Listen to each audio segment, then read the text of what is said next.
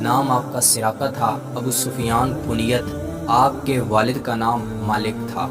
جب ہمارے پیارے پیغمبر محسن انسانیت حضرت محمد صلی اللہ علیہ وسلم نے ہجرت مدینہ کی، مشرکین مکہ کو اپنے مقصد میں کامیابی نہ ہو سکی تو انہوں نے 100 اونٹ کا انعام مقرر کیا۔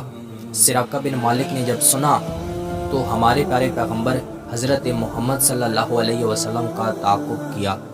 اس سے پہلے ہم ہجرت مدینہ پر مکمل ویڈیو بنا چکے ہیں اور اس میں یہ ساری باتیں ڈسکس کر چکے ہیں، آپ ہمارے یوٹیوب چینل سے دیکھ سکتے ہیں۔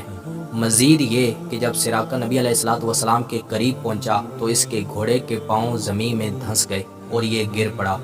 اس واقعہ کے 8 سال بعد فتح مکہ ہو چکا، مشرکین مکہ کی قوتیں ٹوٹ چکی اور حنین و طائف کی لڑائیاں ختم ہوئیں۔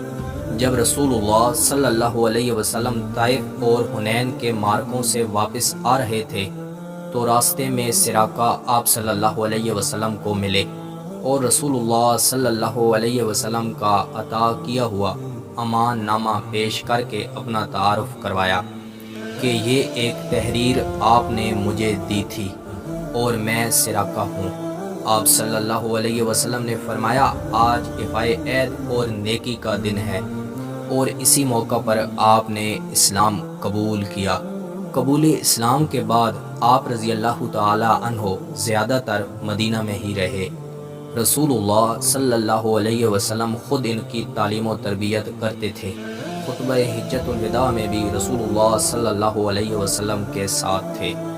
ایک مرتبہ ہمارے پیارے پیغمبر محسن انسانیت حضرت محمد صلی اللہ علیہ وسلم نے ان سے فرمایا تھا کہ سراقہ، اس وقت تمہارا کیا حال ہوگا جب تم کسریٰ کے کنگن پہنو گے۔ چنانچہ حضرت عمر فاروق رضی اللہ تعالی عنہ کے زمانے میں جب مدائن فتح ہوا اور کسریٰ کا خزانہ مسلمانوں کے قبضے میں آیا تو ایسا ہی ہوا جیسا ہمارے پیارے پیغمبر نے فرمایا تھا۔